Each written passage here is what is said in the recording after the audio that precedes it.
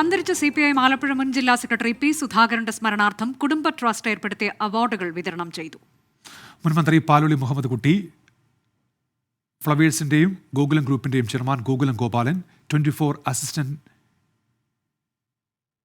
Executive editor Deepak Dharmadam എന്നിവർക്ക് പ്രശസ്ത സാഹിത്യകാരൻ പ്രൊഫസർ MK സാനു പുരസ്കാരങ്ങൾ സമ്മാനിച്ചു.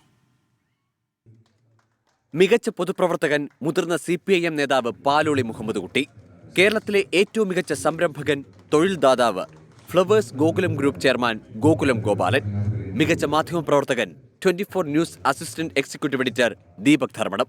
പി സുധാകരൻ സ്മാരക കുടുംബ ട്രസ്റ്റാണ് അവാർഡ് ഏർപ്പെടുത്തിയത്.